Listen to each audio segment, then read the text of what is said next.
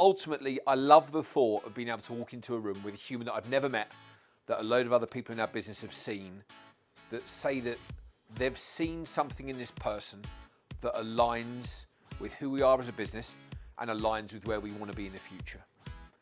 The glorious thing about all of the best people that have come through our organisation so far is that there are so few things in common.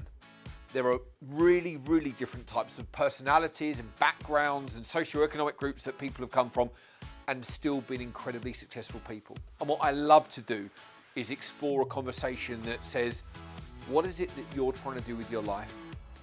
And how much are you trying to scare yourself with how much you want to progress? Those are the conversations that I enjoy the most, because I really believe that when it comes down to it, business is an incredibly straightforward thing. If you combine highly capable people that are hungry to learn, and you surround that and couple that with an energized, motivated environment and place where people want to be, those two things combined can bring highly effective results.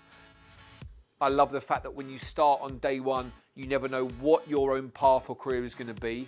But the one thing that I do know is that it requires energy, it requires positivity, and there's so many things in the X4 way, which hopefully you're up to speed with. There'll be things there that really resonate with you as an individual.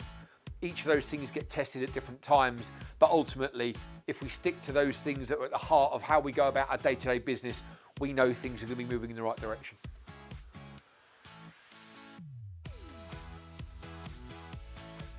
One of the things that I say to everyone that's coming into the organisation is that on day one, when you begin with us, we don't care what your background is, what you've achieved, who your parents are, who your siblings are, who your friends are. Everyone on day one is absolutely equal in the sense that the opportunity and the way that you carry yourself, the way that you present yourself is the only thing that matters. One of the often very undersaid things within social media these days is that there is one thing that combines all the top performing people, and it is a deep combination of hard graft, understanding that the amount they're going to have to dial the phone, the amount of rejections and knockbacks they're going to get is going to be sizable, but they're going to keep persisting, keep working. And it's the other thing of that sponge-like quality. How hungry someone is to learn, how actually you have to be a bit of a pain in the backside of your leader to be as successful as you want to be, because you're going to have to keep saying, can I just check on this? The core ethos that sits over all of what we do at X4 is empowering people to succeed. But I think it's so important to put that into context as to what that means for someone joining the business for the first time. And actually, although I'm a big fan of positive energy and positive statements, the reality is empowering people to succeed in the early weeks and months actually is about empowering them to fail.